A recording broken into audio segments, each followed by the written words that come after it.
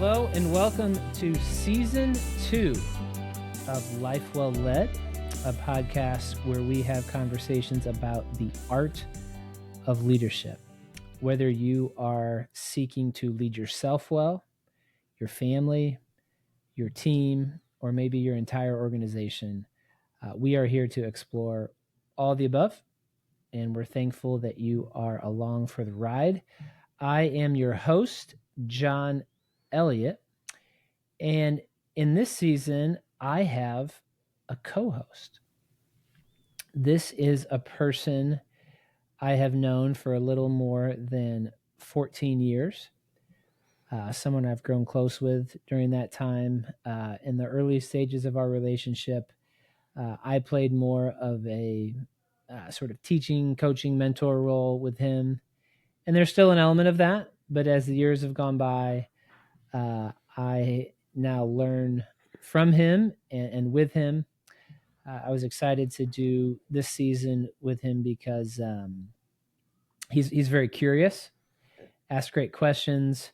I think it's helpful to have another person as part of these conversations who just kind of looks at things from a slightly different angle and different perspective. So I think that'll be helpful. And he's someone I just really enjoy spending time with and thought it would be fun to do with him. So without further ado, my Season 2 co-host and my eldest son, Grady Elliott. Grady, welcome to Life Well Led. Hello, everybody. All right. Well, we thought it might be helpful, given that he's new to the program and new to many of you in the audience, that we just do a short intro episode here that lets you get to know him a little bit better. So, Grady, why don't you begin by just giving our audience a little bit of background on kind of who you are and what you're interested in life? Yeah, so I'm 14 years old, 8th grade currently right now. I'm homeschooled, but will be going to high school next year. I like a lot of different things. I like playing basketball. I'm on a travel basketball team. I like playing golf. I like playing chess. I like playing board games. A lot of things I like to do. I also have 4 siblings. I have a unique relationship with each of them. And am excited to grow my leadership skills through this podcast. All right. Well, we're gonna grow and learn together as we go here. So, speaking of leadership, that's obviously what this whole podcast is about. I thought it might be interesting for you to share with me and with others one leader that you know personally who you respect and why you respect that person, and then maybe one leader that you have observed from a distance and why you respect them. Yeah, so first I'll start with the leader that I know personally. There's a lot of great leaders that I know, but I would say my AAU basketball coach, Delandis Beck, is a really good example. The thing I like about his leadership style is he's very encouraging, first of all. Mm-hmm. He builds up his players. He builds trust with them. You know he's never out to hurt you, never out to make you feel bad. You know he's always going to be there for you. And another thing he does is he doesn't ask you to do more than what you can do. He knows what everyone's strengths and weaknesses are.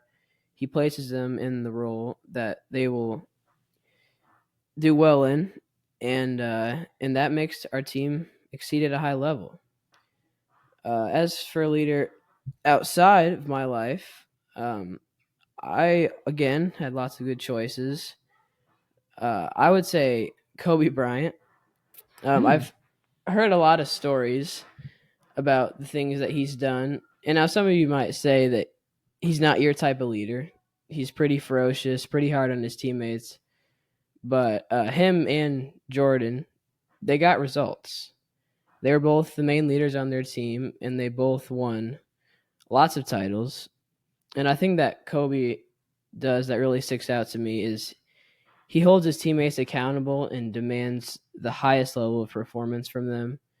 And in doing that, that's sometimes that will mentally break his teammates. Most of the time, it does indeed force them to perform at their highest level and makes them be their best. And I think that's what a good leader does is he makes the people around him better. Listeners, this is what happens when you let your son watch The Last Dance when he is 10 years old during COVID. gets inspired in some ways I think are healthy. So that's good. Kobe, I didn't expect you to go there. Okay. So this is season 2 of Life Well Led. There was a season 1. You listened to at least some of the episodes in that season. Was there a particular episode, guest, moment that sticks out to you? And if so, what was it and what did you learn from it? I'd say one moment that stuck out to me was in the first one. I think it was Ryan Berg. They talked about raising someone to excellence, but also doing it with warmth and grace. Mm-hmm. I think this goes back to what I was saying about Coach Beck.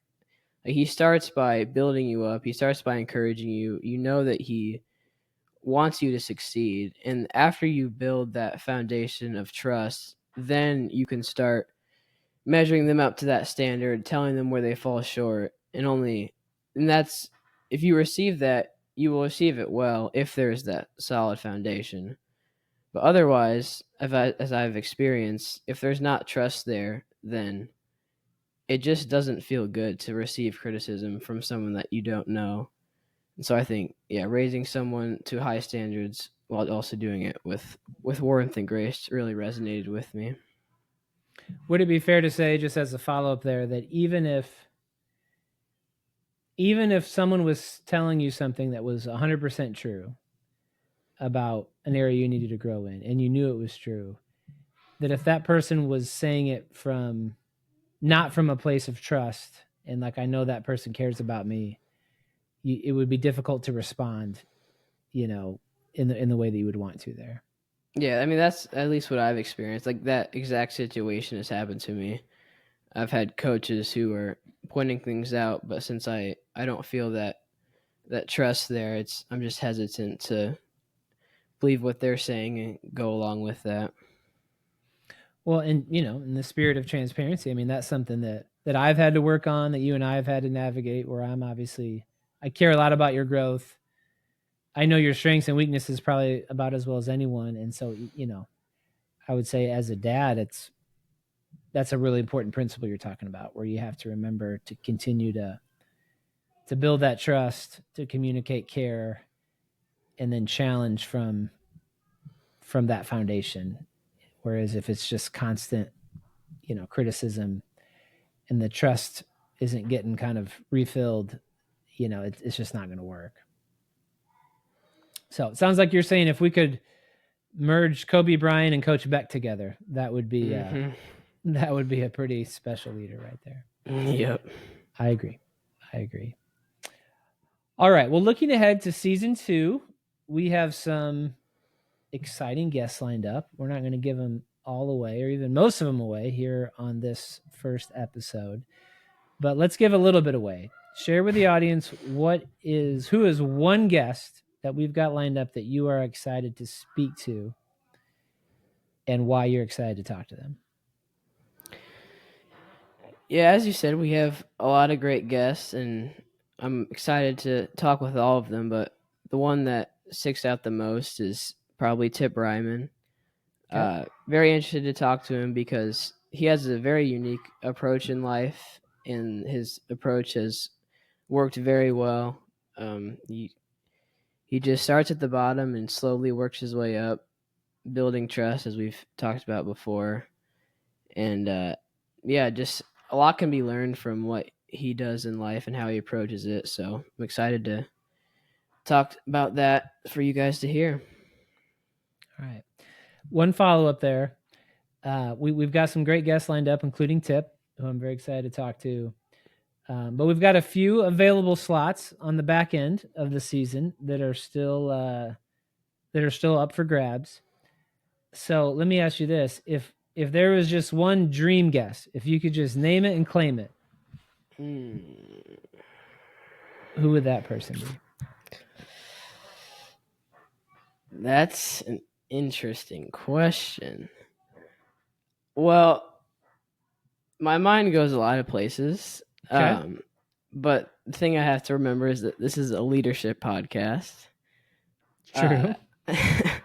Like, my first thought was maybe Charles Barkley or Shaquille O'Neal.